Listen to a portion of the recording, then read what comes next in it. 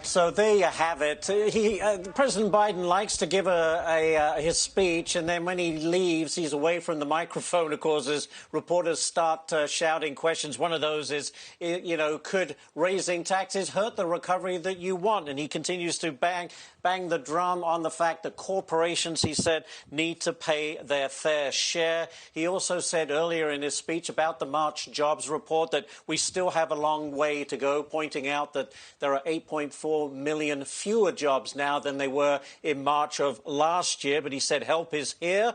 He also touted his economic strategy, government help, and he also said we're making great progress on combating the virus, but we are not there yet. Let's bring in Jackie DeAngelis if we can. Jackie, you watched all of that. I want your reaction. I did. Good morning to you, Ashley. Well, there's a lot of questions here. I would say let's start first with the fact that he didn't take credit for the jobs numbers. He said that this was about the American people getting back to work. There was a lot of hypocrisy in these comments, and I'm going to point to that now. You mentioned the 8.4 million jobs that he said had to bring us back to our pre-pandemic levels. Let's highlight the fact that before this pandemic that nobody could control, we were at 50-year lows. And he's saying that his infrastructure plan is going to bring back these jobs. Over the course of 8 years, however, we're talking about 19 million jobs.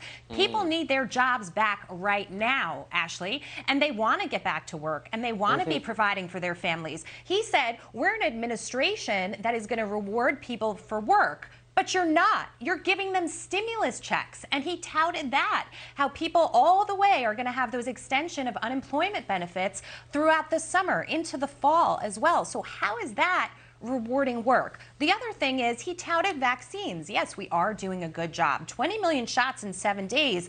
That's a record. That's a big deal. Then why are we still seeing lockdowns in major parts of the country? If we are administering those kinds of vaccines, get people back to work. The final point I'll make here is the fact that, he's fear-mongering when it comes to the coronavirus. Yes, we know cases are up, but all the doctors that we have on our network say those are not critical cases. These are actually mostly in young people who survive the virus. And so why not open things up and speed up that herd immunity that happens with naturally contracting the virus and getting the vaccinations? I mean, he's talking out of both sides of his mouth here.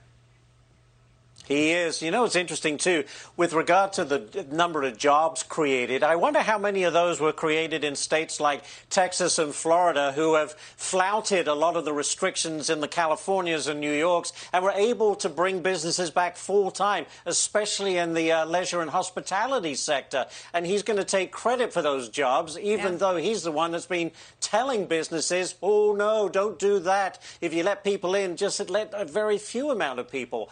That, to me, is hypocrisy, too. He is talking about how horrific the management in these states has been, Ashley. But this is the reason that you're seeing these numbers rebound even a little bit. And it's interesting to me because you look at the case numbers in Florida and in Texas where they are open for business. They have been. And they're no worse or not significantly worse than they are here in New York City. If it was up to President Biden and Andrew Cuomo, we would be locked down forever. I mean, I've been out there. I've seen what it's like. It's not pleasant here, and it is not going to get better anytime soon. Very well said, Jackie DeAngelis. Thank you, Jackie.